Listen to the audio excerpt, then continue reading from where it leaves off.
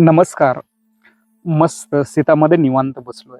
धनगरवस्ती देवदैठण शाळेमध्ये संगणकाची लॅब तयार करायची आहे.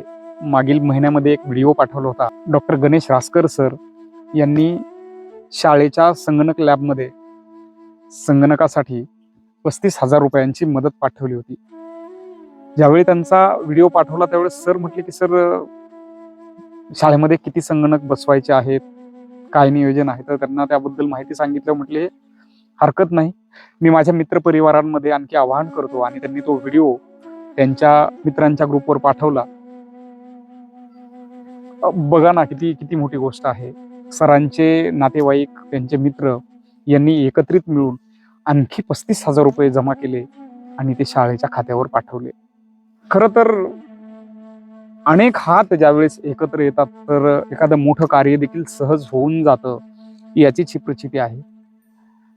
गणेश रासकर सरांचा मित्रपरिवार विचारांनी खूप प्रगल्भ आणि समृद्ध आहे. या माणसाचं नातेवाईकांमध्ये इम्प्रेशन खूप वेगळं आहे. शिक्षणावर प्रेम करणारा हा व्यक्ती एखादा शब्द टाकतो आणि सर्वजण त्यांच्या हाकेला ओढ देतात. त्यामध्ये सरांचे मित्र अमोल सोनवणे यांनी त्यांचे वडील बापूसाहेब सोनवणे यांच्या स्मृतीप्रित्यर्थ काही रक्कम दिलेली आहे.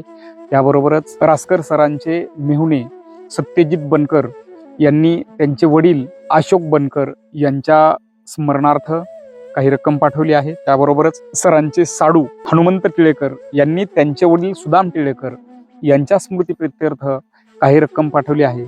आणि सरांचे बालपणीचे मित्र गणेश आहेर, समीर टाकळकर, जयेश कदम, विजय चव्हाण, नित्यानंद गायकवाड यांनी देखील मदतीचा हातभार दिला आणि या सर्वांनी मिळून 35,000 रुपये शाळेसाठी पाठवले आहेत, ज्यामधून संगणक खरेदी करायचा आहे आणि जो संगणक लॅबमध्ये लेकरांच्या शिक्षणासाठी उपयोगी पडणार आहे.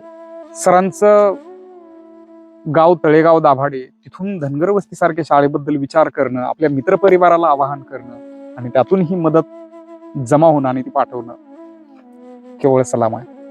या दातृत्वाला, अशा माणसांना ज्यामुळे समाज जिवंत आहे, समाज प्रगती करत आहे, समाजामध्ये सकारात्मक चित्र उभारत आहे.